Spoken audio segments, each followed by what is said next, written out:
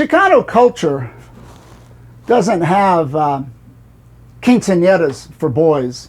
I hear they're starting to, but not really. And when I was a little kid, all I did was watch TV. I couldn't read. I couldn't read books. I just couldn't. I didn't know what the words meant. I mean, I wasn't dyslexic. I could read the words, but then I wouldn't know what they meant. But I watched a lot of TV. A lot of TV. We didn't have computers then, or smartphones. And I watched a lot of TV, and mercifully my parents let me. And on one episode of the Dick Van Dyke Show, it was about how Buddy, I don't know if how many of you remember Buddy, but he was one of Rob's writing partners at the day job.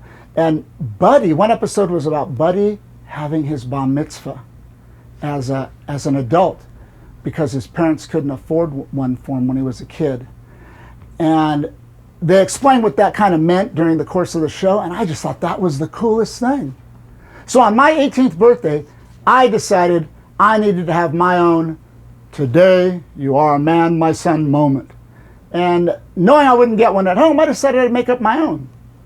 Now there was this thing I'd heard about, these dudes in some other neighborhood. Maybe when you were kids, you'd hear these kind of urban myths, no names, but so-and-so in some neighborhood that you never went to had done this thing, and they get all exaggerated, out of reality. Well, we had heard, and I bought it, we had heard that they had done this thing that started off with climbing onto the roof of a 3-story high school gymnasium right down the street.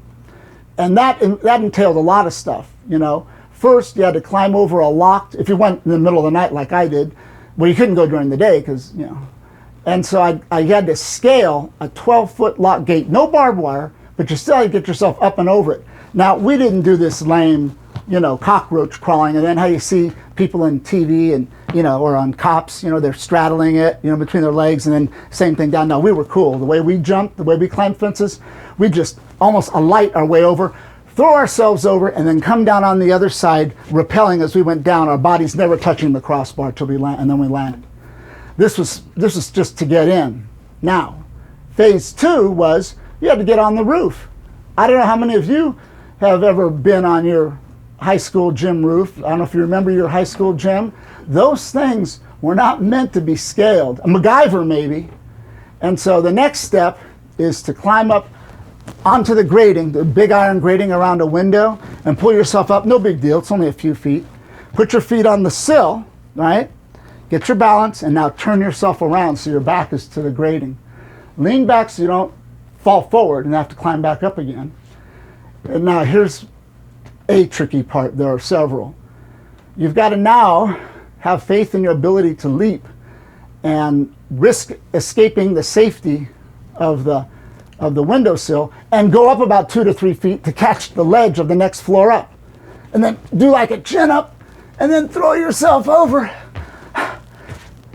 landing on the ledge and now resting, and then doing that 2 more times till you're on the roof. I'm finally on the roof. Time to pursue my objective. I'd walk all the way over to the far end of the roof that I was on. I would look over, and what we had heard these cool kids in these other neighborhoods had done was they would jump off that roof, that 3-story gymnasium roof, and into an outdoor pool below. Pretty cool, huh? Oh, did I mention the pool was 30 feet away and about 15 feet over? So I walk over there. Now, it's my 18th birthday, so I've been celebrating, right? I'm feeling no pain, huh? I'm going to be able to do this, jump off of, that's nothing. I'll do it, right? I looked off that ledge for the first time, sobered my shit up fast. I must have spent an hour walking all the way to the far end, to the near end of the pool, to the roof, and look over. And I remember saying to myself, one of the scans, one of the visits was, do I really want to do this? Do I really want to try this just so I can tell people tomorrow that I did it? Yeah, I do. Now, I don't know when was the last time any of you were on top of a high school gym roof, but it's not exactly like there's just a roof there, and it's not exactly like they're flat. This one, at least, the roof, the sides of the roof, cave in like that. And it's like, I guess rainwater drains into some little thing with grates. I don't know what it was for, but it was not like a house. It was like this. All right? So you don't have like a flat straightaway. And the other thing is, there's all this crap up there. It's not like it's just nothing there in your way to build up speed. They got pipes at an angle, wires, tubes, air conditioning units, things spinning around, all spread out, not in a row, just everywhere.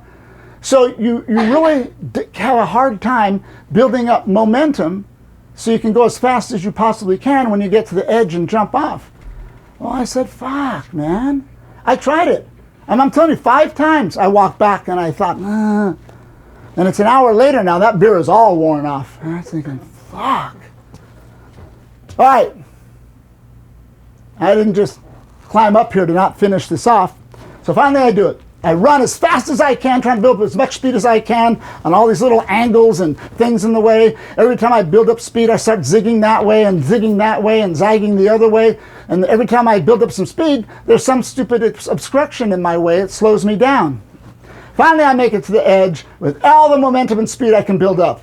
No more roof. I'm free falling like some skydiver waiting to pull his ripcord, only no parachute.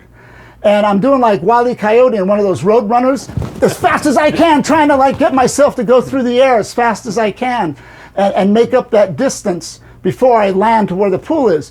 Bottom line, if I'm not going fast enough, when I leave that roof, I'm landing on the concrete from 3 stories up.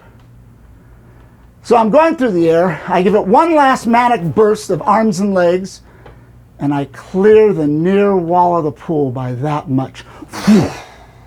Now it's the deep end of the pool, so I don't have to worry about hitting the floor, right? Especially as little as I weighed back then. Anyone ever have their soles touch the floor of the 10 feet part of a pool? Yeah, kind of freaky. Well, as soon as they touch, and they barely touch, I push myself back up. Now I'm not quite 6 feet, and the water is 10 feet deep, so 4 feet, right? Worst is over. I made it off the roof, no big deal. That 4 feet was the longest distance I've ever traveled in my life. It seemed like I would never grab air. I couldn't believe, 4 feet is not that far, but I just couldn't get to where my hands were grabbing air. And finally, I got my chin to the surface, gasping that first breath of air. Oh my goodness. It tasted so good and so sweet. So then what did I do? Fully dressed still, climb out, go home? I got out of the pool, even my tennis shoes are still on, climb back up the side of that gym again, climb on that roof and throw myself off again, falling through the cold night air and back into that pool one more time, splash. And you had to be careful because it's not only 30 feet this way and 15 feet over that way, but if you don't get far enough over, you're going to land on the damn diving boards. Poosh, in again. Oh, man. I swam around and triumphant, climbed up. Only this time, instead of taking me an hour to psych myself up, only took me a minute. And that was my 18th birthday, bar mitzvah. Today you are a man, my son moment.